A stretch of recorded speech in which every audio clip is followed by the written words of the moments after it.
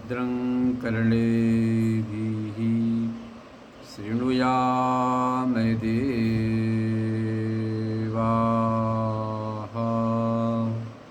भद्रं पश्येमाक्षभिर्यजत्राः स्थिरैरङ्गैस्तुष्टुवाग्वंसस्तेनोभिर्यसेम देवहितं यदायुः स्वस्ति न इन्द्रो वृद्धश्रवाः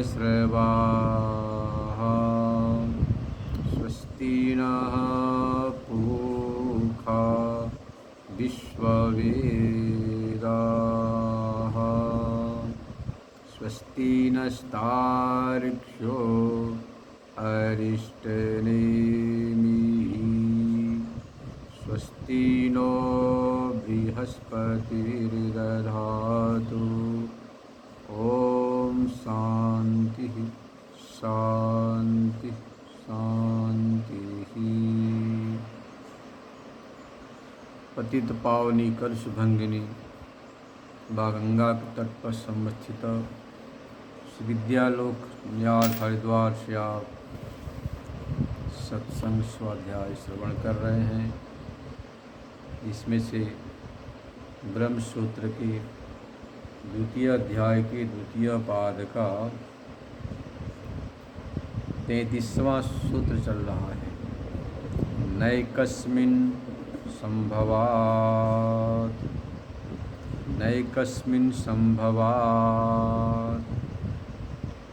इसके पूर्व में वैशेषिक और बौद्ध मत का निराकरण खंडन कर दिया गया है।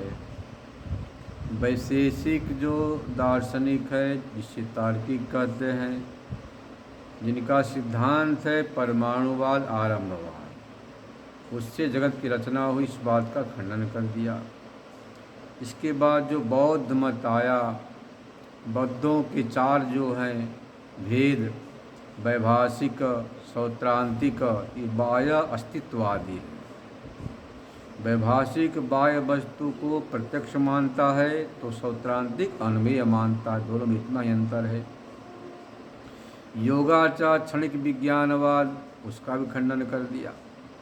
और माध्यमिक सर्वम शून्यम कहता है, उसका भी खंडन कर दिया गया कि शून्य से जगत का, संसार का, विश्व रचना संभव नहीं है।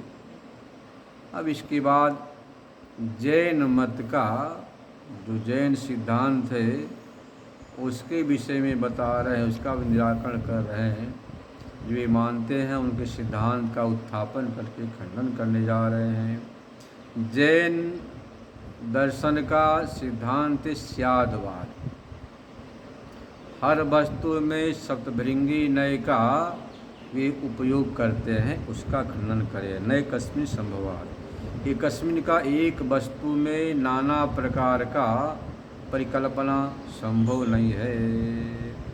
जैसे मान लो किसी ने कहा घड़ा है, का घट अस्थि है भी, शायद नहीं भी, है भी पर बोल नहीं सकते हैं, वह नहीं है पर कह नहीं सकते हैं, है उसको हम जो है वक्ता मतलब कि वाणी से प्रकट नहीं कर सकते हैं, अनिर्वचनीय है। इस प्रकार से सप्त भंगी नए हर वस्तु के निर्वचन में लगाते हैं, उनका यहाँ पर विवेचना कर रहे हैं। इनके यहाँ जो पदार्थ हैं 7, जीव अजीव आश्रव संभ निर्जर बंध मोक्ष, ये 7 पदार्थ सम्मत हैं। 7 पदार्थों को 2 में अंतर्भाव करते हैं, जीव और अजीव में। जीव अजीव में दोनों का अंतर्भाव कर दिया, इसमें कि उसका विस्तार पंच अस्तिकायः नाम जीव है। जीव में क्या है? पंच अस्तिकाय, जीवास्तिकाय, पृथ्वीरस्तिकाय, धर्मास्तिकायो, अधर्मास्तिकाय, आकाशस्तिकाय। इस प्रकार से जीव हो गया। तो सर्वेषापि येषावान्तर प्रभेदान बहुविधान स्व समय परिकल्पना वर्णयन्ति। इन सभी का अपने सिद्धांतानुसार वे परिकल्पना करके वर्णन किया करते हैं। अब सभी जगह जो इनका सप्तभंगी नय है उसको दिखला रहे हैं, उसका भी श्रवण कर लीजिए। सप्तभंगी नय, स्यात् अस्ति पहला हो गया, स्यात् नास्ति दूसरा, स्यात् अस्ति च नास्ति च अवक्तव्यम तीसरा हो गया, स्यात् अस्ति च वक्तव्यम चौथा हो गया, स्यात् नास्ति च वक्तव्यम पांचवा हो गया, स्यात् अस्ति च नास्ति च वक्तव्यम छठवां हो गया, स्यात् अस्ति च नास्ति च वक्तव्यम सातवां हो गया। इस प्रकार से इस सप्तभृंगी नय है, हर चीज़ में इसकी परिकल्पना करते हैं। एक ही वस्तु के विषय में 7 प्रकार से इनकी योजना होती है। अब इस सिद्धांत का आचार्य ने थोड़ा निदर्शन कराया है, इसके बाद खंडन। आप अपनी भाषा में इसको समझ लीजिए। तो सप्तभृंगी नय है। अब इनके यहाँ जो सिद्धांत है, जीवास्तिकाय 3 प्रकार का है, बद्ध, मुक्त और नित्य सिद्ध। नित्य सिद्ध तो अरहंत जय मुनि को मानते हैं, और जो जीवात्माएं बद्ध हैं, और साधन जो इनके दर्शन में है उसके अनुसार जैसे केश लुंचन है, तपशिलारोहण है, साधनों के द्वारा मुक्ति भाव को प्राप्त करता है। तो अस्ति कायति अस्ति कायः, जो अस्थि शब्द से कहा जाए उसका नाम अस्ति काय है। यह जैन ग्रंथों में उनका अपनी परिभाषा बताया गया है। पूदगल अस्थि काय 6 हैं। पृथ्वी आदि 4 भूत है, पृथ्वी है, जल है, तेज है, वायु, ये 4 भूत हो गए। स्थावर वृक्ष आदि हो गए, जंगम मनुष्य आदि हो गए। पूर्यन्ते गलन्ति पूदगलः, जो पूर्ण हो, गल मतलब कि जाए, उसी पुद्गल कहते हैं। पृथ्व्यादि 6 परमाणु समुदाय में घटता है, वे पुद्गल कहे जाते हैं। और यही पुनः ऊर्ध्वगमनशील जीव के देह में स्थिति का अधर्म का, ये जीवात्मा अधर्म से नरकादि निम्न लोकों को प्राप्त करता है, और धर्म से इसकी मुक्ति होती है। आवरण का जो अभाव है वह आकाश है। लोकाकाश अलोकाकाश वैसे 2 प्रकार करते हैं। लोकाकाश मतलब भौतिक आकाश, आलोक मतलब अभौतिक आकाश, 2 आकाश का भेद करते हैं। ऊर्ध्व लोकों के अंदर विद्यमान आकाश लोकाकाश है, उससे ऊपर जो मोक्ष का कारण है वो अलोकाकाश है। केवल मुक्त पुरुष ही अलोकाकाश में गमन कर सकते हैं। मिथ्या प्रवृत्ति आश्रव कहलाता है, सम्यक प्रवृत्ति सम्वर और निर्जर है। विषयों का विमुख इंद्रियों की प्रवृत्ति आश्रव कहलाता है। दूसरे लोग कर्मों को आश्रव कहते हैं, क्योंकि वे कर्ता को व्याप कर फल देने के लिए उसके पीछे रहते हैं। यह मिथ्या प्रवृत्ति अनर्थ का हेतु है। सम दम आदि प्रवृत्ति सम्मर है। यह इंद्रियों की विषयों में प्रवृत्ति को रोकने से सम्मर कहा जाता है।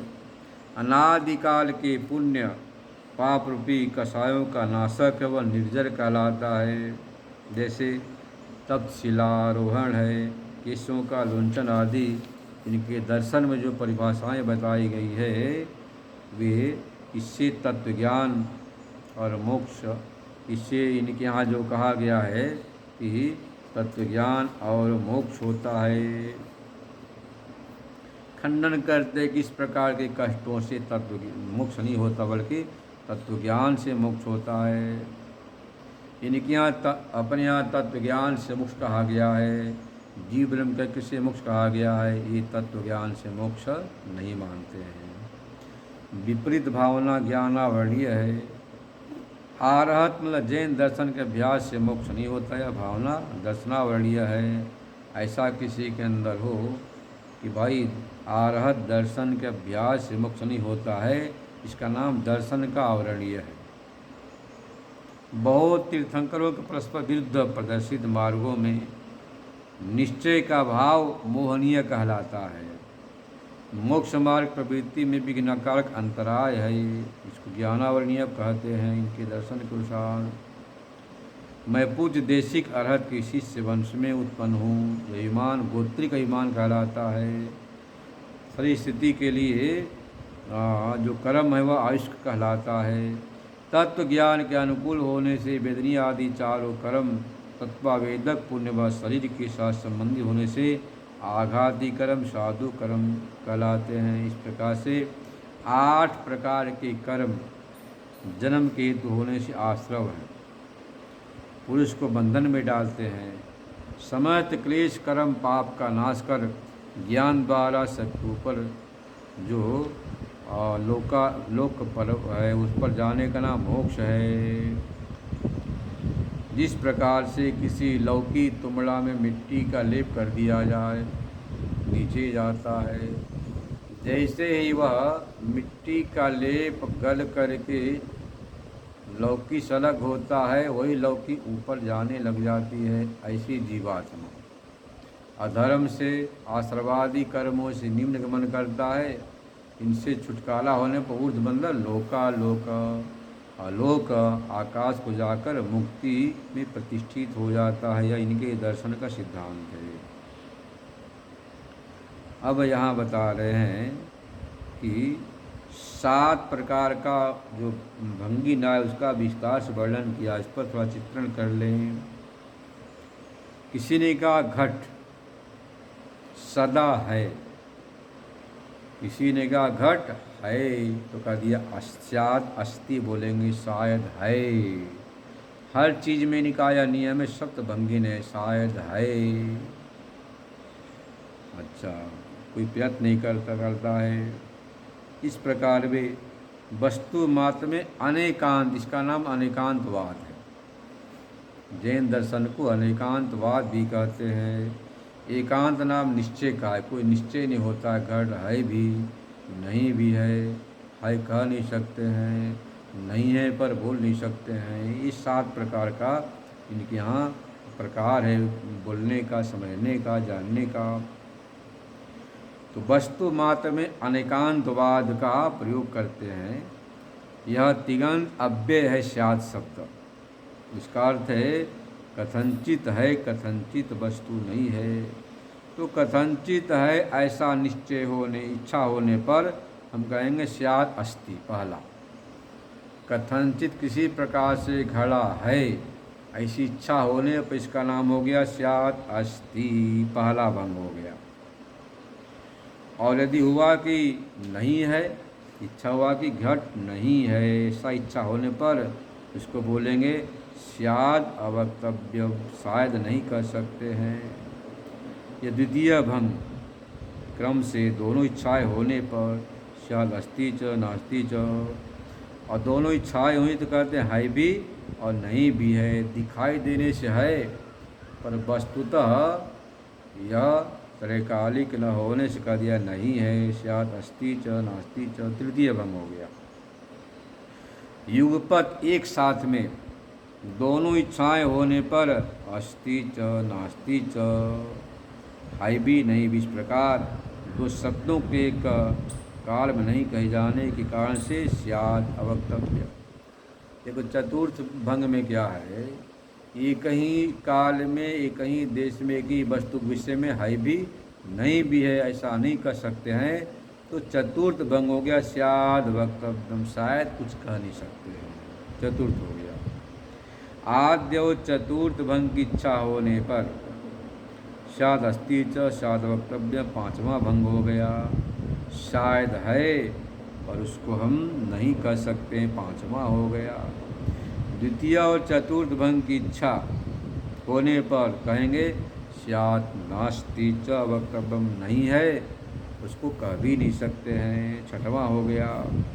और तृतीय और चतुर्थ भंग की इच्छा होने पर स्यादस्ति च नास्ति च वक्तव्यम, है भी और नहीं भी है और कह भी नहीं सकते। सातवां, ये इनका भंग हो गया। इस प्रकार से यह अनेकांतवाद है। स्याद एक, स्याद अनेक, स्याद एको अनेक च, स्याद एक है अनेक है। इस प्रकार से स्यात् नित्य है, स्यात् अनित्य है। प्रत्येक वस्तु को समझने में इसका ये प्रयोग करने से इसका नाम है स्यादवाद, अर्थात अनेकांतवाद, इनका सिद्धांत। अब देखो इसका खंडन करते हैं।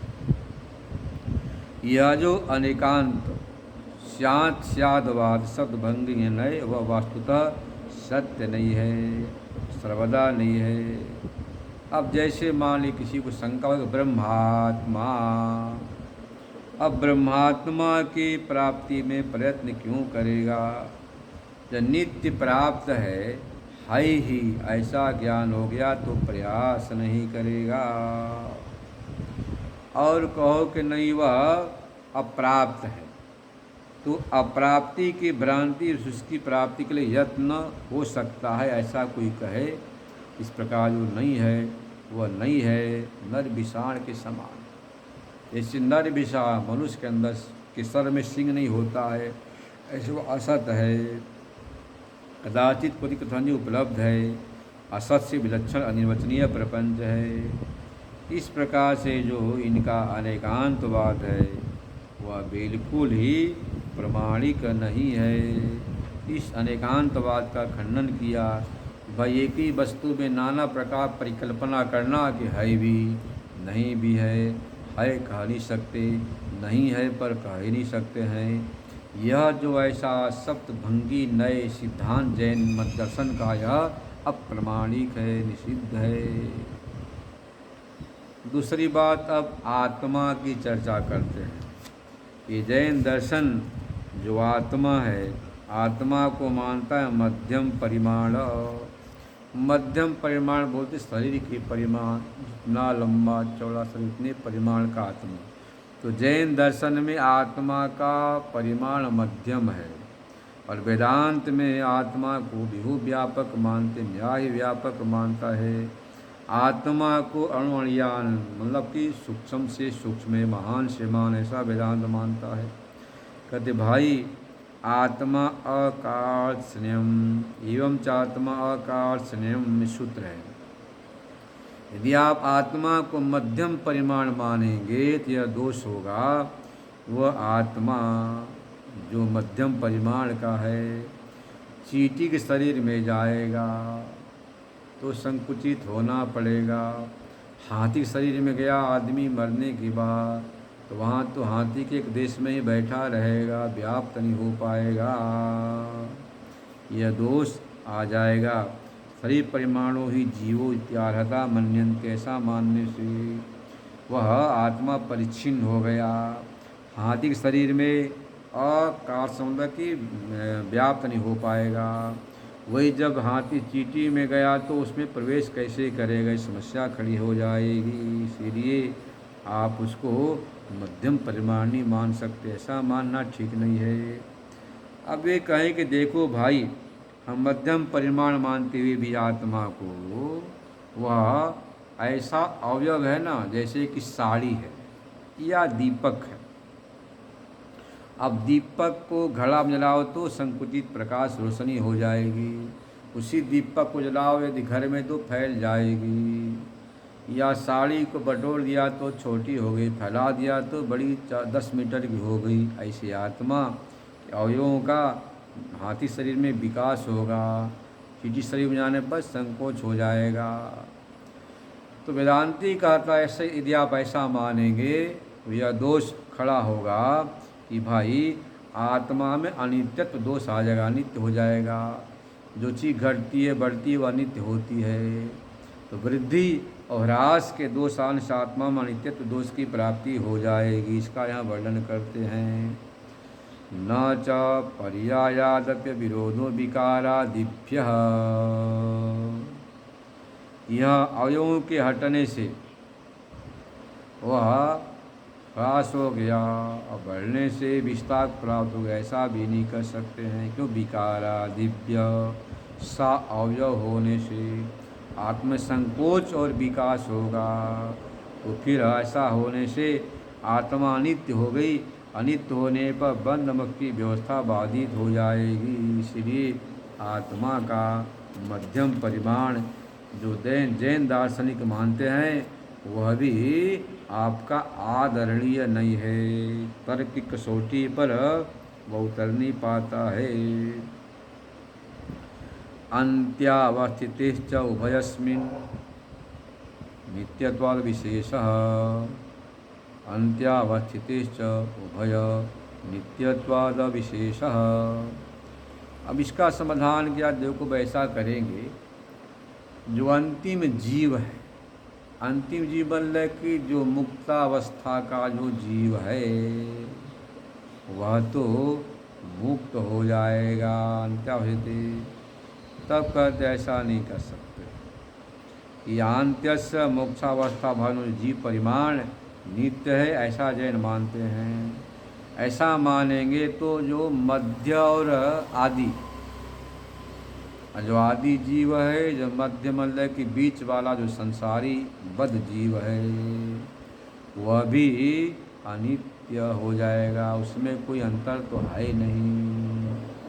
एक स्तरीय परिणता एवं स न उपचित अपचित शैलांतर प्राप्ति अथवा अंत्यस्य जीव परिमाणस्य अवहितस्य स्वात पूर्वयोपि अवस्थयो अवस्थ परिमाण एवं जीव स्यात्। कहते देखो भाई, ऐसा मानेंगे कि अंतिम जो जीव है वह तो मुक्ति को प्राप्त करेगा, वह नित्य है और सब अनित्य हैं। ऐसा कहने से दोनों में समानता है कि तीनों परिमाणों में शामिल हो जाएगा। ये जो बौद्ध मत के समाज यह भी अप्रमाणिक हो जाएगा। सौगतवत आरहत मतम भी असंगतम। आचार्य ने साफ लिख दिया, सौगत मत के समान बौद्ध मत भी अप्रमाणिक है।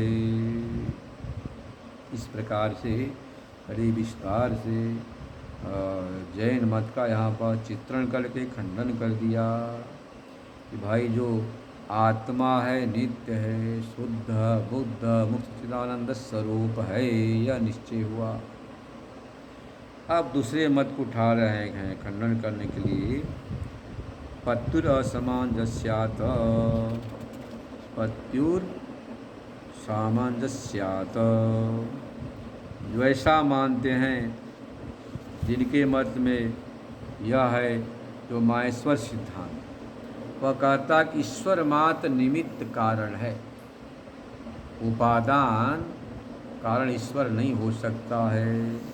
क्योंकि घट जिस प्रकार से मिट्टी से बनता है, तो घड़ा को उपादान कारण मिट्टी है, कपड़ा का तंतु है, रेशा धागा सूत है, उससे भिन्न कुलाल मतलब कुम्हार और तंतुवाय मतलब जुलाहा होता है। ऐसे ही ईश्वरी जगत का निमित्त कारण है और उपादान कारण वह बन नहीं सकता। उपादान प्रकृति आदि है। अब इस पाशु मतलब माहेश्वर मत का क्या निराकरण करते हैं? दिगंबर के बाद माहेश्वर मत का निराकरण किया जाता। पत्यु असामंजस्यातः। यदि आप मात्र ईश्वर को स्वामी माने, निमित्त कारण माने और उपादान न माने, तो यह भी सिद्धांत आपका ठीक नहीं है। अब यहाँ देख लीजिए कि इनका सिद्धांत क्या है। ये जो माहेश्वर मत हैं, इनके चार भाग हैं: शैव, पाशुपत, कारुणिक और कापालिक। इस प्रकार से माहेश्वर दर्शन चार भाग में विभक्त है। महेश्वर से उपदिष्ट शास्त्रों को मानने से इन्हें माहेश्वर दर्शन भी कहते हैं। ये कहते हैं कि जीव है पशु और कर्मों का जो बंधन है पास है, उसकी निवृत्ति के लिए पशुपति मतलब ईश्वर ने 5 पदार्थों का उपदेश दिया। जीव है पशु और पास है आपका कर्म बंधन विद्यादि। इससे निवृत्ति का उपाय 5 बताया। वह क्या है? कार्य है महत् आदि, कारण है प्रधान, और ईश्वर, योग मन की समाहित अवस्था, विधि मतलब त्रिश्रवण स्नान आदि, दुखान मोक्ष, यह उपदेश किया माहेश्वर आगम में। अब यह कह रहे देखो जी, यह सिद्धांत भी आपका ठीक नहीं है। किसी ने कहा कि पहले आप बता चुके हैं, कहाँ पर? ब्रह्म सूत्र के प्रथम अध्याय के चतुर्थ पाद के 23वें 24वें सूत्र में प्रकृति च प्रतिज्ञाधिष्ठान लोपविरोधात् अविद्योपदेशात्, वहाँ पर प्रकृति भावेन अधिष्ठाती भावेन उभय उभय मतलब कि अभिन्नो निमित्तापादन कारण ईश्वर ही है, ब्रह्म ही है, ऐसा आपने स्वीकार किया है। और पुनः उस ईश्वर कारण का आप खंडन करते हैं, तो वह तो व्याघात दोष आप पर लग जाएगा। तब कहते ऐसी बात नहीं है, हमने वहाँ पर अभिन्न निमित्त उपादान कारण सिद्ध किया है ब्रह्म में, वह विवर्तवाद के अनुसार है ना। परंतु इनका जो कथन है कि मात्र निमित्त है, इसका हम खंडन करते हैं कि नहीं, निमित्त भी है और उपादान ईश्वर ही है, यह हम कथन कर रहे हैं। यहाँ पर दोनों में इतना ही अंतर है। तो नारायण यहाँ पर उनके सिद्धांत का खंडन किया कि मात्र आप यही मानेंगे कि वह निमित्त कारण है, सो व्यवस्था बन नहीं पाई, वह निमित्त भी है और उपादान भी है। तथा वैशेषिकादयो माहेश्वरास्तु मन्यन्ते कार्य कारण योग विधि दुखांत पंच पदार्था पशुपतिना ईश्वरेण पशुपाश विमोक्षणाय उपदिष्टः पशुपति ईश्वरो निमित्त कारणमिति वर्णयन्ति। माहेश्वर दार्शनिक कहते हैं कि कार्य कारण योग विधि दुखांत 5 पदार्थ भगवान शंकर पशुपति ने जीवों के पास से मुक्ति के लिए उपदेश दिया है, ईश्वर निमित्त कारण है। तथा वैशेषिकादयोपि केचित् कथयन्ति स्वप्रक्रिया अनुसार निमित्त कारणम, ऐसे वैशेषिक तार्किक आदि भी कहते हैं ईश्वर निमित्त कारण है। इसका उत्तर दिया पत्र सामंजस्यात्, मात्र वह निमित्त कारण ही नहीं है। पत्यु मतलब ईश्वरस्य प्रधान पुरुषयो अधिष्ठातित्वेन जगत कारणम नोपयते, मात्र वह निमित्त कारण ऐसा नहीं कर सकते हैं। क्यों? ऐसा करने से दोष आता है, हीन मध्य उत्तम भावेन प्राणी भेदा ईश्वर से राग द्वेषादि, या ऐसा मानेंगे ईश्वर में राग द्वेष का दोष लग जाएगा। किसी को परमात्मा बहुत धनी बना दिया, किसी को अमीर बनाया, किसी को गरीब बना दिया, किसी को उत्तम, किसी को देवताओं को उत्तम बनाया, मनुष्यों को मध्यम, त्रियागर्दी योनि को हीन बनाया, तराग द्वेष की आपत्ति आ जाएगी। बाकों के बाद देखो, प्राणियों के कर्मानुसार परमात्मा ने किसी को देव योनि भेज दिया, किसी को मनुष्य योनि में, किसी को हीन योनि में भेज दिया, ऐसे राग द्वेष नहीं लगेगा, तो ऐसी बात नहीं है। कर्म ईश्वरयो प्रवर्त कर्म को मानेंगे प्रवर्तक ईश्वर का, तो ऐसा मानने से इतरक मतलब अनुन्यास दोष हो जाएगा। पहले कर्म हुआ, कर्म से ईश्वर आपको योनि देगा, ईश्वर की योनि से आपने कर्म किया, इस प्रकार से अनुन्यास दोष की आपत्ति होने लग जाएगी। और कहा भी है उतना लक्षणा दोषः, न्याय सिद्धांत है, नई कश्चित अदोष प्रयुक्त स्वार्थे परार्थे प्रवृत्तिमा दिशते, बिना दोष से कोई भी स्वार्थ में पदार्थ में प्रवृत्ति नहीं होती है। स्वार्थ प्रयुक्त एवं सर्वो जनः पदार्थे भी प्रवर्ते एवं सामंजस्यात्, स्वार्थ प्रयुक्त ही मनुष्य पदार्थ में प्रवृत्त होते, ऐसा देखा जाता है। स्वार्थ होने से ईश्वर में अनिश्वरत्व की आपत्ति आ जाएगी। पुरुष विशेष यदि आप स्वीकार करते हैं ईश्वर में, पुरुषस्य औदासीन्यादि द्वेष को स्वीकार करने से आपका मत भी असंगत हो जाएगा। दूसरी बात है संबंध भी बन नहीं पाएगा। संबंधानुपत्तिश्च, संबंधानुपत्तिश्च, इस प्रेर्य मंडल की प्रधान आदि प्रेर्य हैं और ईश्वर प्रेरक है, प्रयोजक है, इसमें कोई संबंध नहीं बन सकता है। तो संबंध बनने के कारण से भी आप ऐसा नहीं मान सकते हैं कि वह जो ईश्वर है निमित्त कारण है और प्रधान प्रकृति आदि उपादान है, यह व्यवस्था भी बन नहीं पाएगी। दूसरी बात यह भी है अधिष्ठानानुपत्तिश्च, ईश्वर रूपादि से हीन है, तो प्रधान का प्रेरक न होने से निमित्तान भी बन नहीं पाएगा। अधिष्ठान की अनुपत्ति है। भाष्यकार लिखते हैं भाष्य में, ईतः च अनुपत्ति तार्किक परिकल्पित ईश्वरस्य, तार्किक से परिकल्पित ईश्वर में यह भी सिद्ध नहीं होता है। सही परिकल्प्यमान कुंभकारीव मृदादीनि प्रधानादीनि अधिष्ठाय प्रवर्तित, और कुम्हार के समान जैसे मिट्टी कुठा घड़ा बनाता है, ऐसे ईश्वर प्रधानादि मदादि को लेकर अधिष्ठित होकर के सृष्टि की रचना करता या बन नहीं सकता है। नहीं अप्रत्यक्ष रूपाधीनम प्रधान ईश्वर सहिष्ठेयम संभवती मिलाय विलक्षण्यात, जो प्रधान है प्रकृति उस रूपादि रूप रसगंध स्पर्श हीन है, उस रूप रहित गंध रहित गुण रहित उस अव्यक्त माया प्रकृति ईश्वर को लेकर के भला इस प्रकृति को लेकर ईश्वर का अधिष्ठेय बन नहीं सकता है, क्योंकि मिट्टी आदि से विलक्षण है। तो अधिष्ठान अनुपत्ति भी दोष एक आ रहा है। कर्णवच्चेन्न भोगादिभ्य, कर्णवच्चेन्न भोगादिभ्य, अब कहते हैं कि कर्ण के समान भी नहीं हो सकता। जिस प्रकार से एक बढ़ई का औजार होता है बसुला, उससे दरवाजे बनाता है, या कुंभकार मतलब कुलाल कुम्हार घड़ा बनाने के लिए चाक चीवर को लेता है। तो दंड चाक चीवर हुए कर्ण हो गए, कुम्हार हो गया कर्ता। तो जैसे ही कर्ण होता है वो कर्ता नहीं होता है, जो कर्ता होता है कर्ण नहीं होता है। दोनों में मतलब कि विलक्षण है।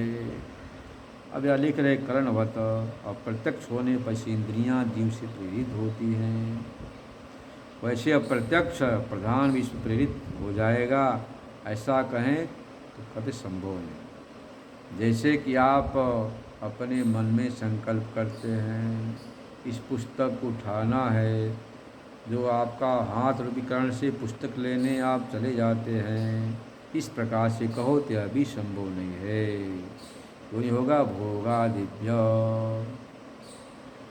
ऐसा होने पर जीवात्माओं के समान ईश्वर में भी ये भोग आदि सुख दुख आदि दोषों की आपत्ति होने लग जाएगी।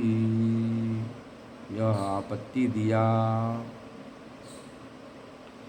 करणग्राम साम्येत अभिगम्यमानो संसारेण ईश्वर श्यापे, संसारी जीवात्मा के समान ईश्वर में भी भोग आदि मतलब सुख दुख आदि की भोगने की आपत्ति होने लग जाएगी। इसलिए अधिष्ठानानुपत्तिश्च कर्णवच्चन, ये जो हैं दोनों के कारण से ये संभव नहीं है। साधिष्ठानो ही लोके सशरीरो राजा राष्ट्रशीश्वरो दृश्यते नान्यधिष्ठान, अतश्च तद्दृष्टान्तवशेन दिष्टमीश्वरं कल्पयितुमिच्छते ईश्वरस्यापि किञ्चित् शरीरं करणायतनं वर्णन्तव्य न च तद्वर्णयितुं शक्यते। सृष्टि उत्तरकाल भावित्वा शरीरस्य प्राक सृष्टि अनुपत्ति है। कहते हैं कि देखो भाई, ईश्वर है, कुछ ईश्वर में साधिष्ठान की कल्पना करेंगे, जैसे राजा है राष्ट्र को चलाता है, ऐसे उसको अधिष्ठान मान लेंगे तो भी संभव नहीं है। राष्ट्रशीश्वर हो नॉन अधिष्ठान, बिना अधिष्ठान के संभव नहीं होता है। अतः उसी अधिष्ठान के द्वारा दृष्ट ईश्वर की कल्पना करेंगे। राजा की सत्ता सब व्यवहार चलता है, ऐसे ही ईश्वर की सत्ता सारा व्यवहार चलता है। यदि ऐसा मानते हैं तो फिर सृष्टि के उत्तर काल भावित्व शरीरस प्राक सृष्टि अनुमदते, सृष्टि के उत्तर काल में और फिर भावी भविष्य में प्राक सृष्टि की अनुपत्ति होने लग जाएगी। निर्धिष्ठान मानेंगे ईश्वर को, प्रवर्तक नहीं बन पाएगा। कर्णवच्चेन भोगा दिभ्य अथ लोक दर्शनानुसारेण ईश्वरस्यापि किंचित करणानाम आयतनम शयनम क्रमेण कल्पित। यदि आपको लोक व्यवहार के अनुसार ईश्वर में भी इंद्रियों का करणों का आयतन स्वीकार किया जाए, शरीर स्वीकार किया जाए, कल्पना की जाए, ऐसा मानने में दोष है। एवं भी नो पद ऐसा ही बन नहीं सकता है, क्योंकि सशरीर ही सती संसारीवद भोगादि प्रसंगा ईश्वर श्रुत प्रसंगित। या आप राजा आदि के समान ईश्वर में शरीरत्व की कल्पना करते हैं तो संसारी जीवात्मा के समान उस परमात्मा में भोगादि दोष की प्राप्ति होने लग जाएगी। इसलिए आप यह भी कल्पना नहीं कर सकते हैं। अंतवत्वम असर्वज्ञता च, और असर्वज्ञत्व का दोष आने लग जाएगा। प्रधान जो जीव है अपनी संख्या परिमाण का निश्चय ईश्वर करता है कि नहीं, ये सवाल होता है। यदि प्रथम पक्ष में करो कि संख्या निश्चित करता है तो परिचिनता हो जाएगा, दोष और विनाशी होने लग जाएगा। द्वितीय पक्ष में कहो कि नहीं भाई, कोई परिमाण की सीमा नहीं है, असर्वज्ञ हो जाएगा। इस प्रकार से तार्किक सिद्धांत भी भ्रांति मूलक ही है, इसमें सिद्ध कर दिया बड़े विस्तार से। यहाँ पर सारे दर्शनों का विवेचन किया। अब इसके बाद मात्र एक दर्शन बच गया, इसको भागवत दर्शन, जिसको पंचव्यूह बोलते हैं, उसका भी निराकरण करेंगे। तो बहुत छोटा है, इसको कल श्रवण कर लेंगे। ओम पूर्णमद पूर्णमिदं पूर्णात् पूर्णमुदच्यते पूर्णस्य पूर्णमादाय पूर्णमेवावशिष्यते। ओम शांति शांति शांति।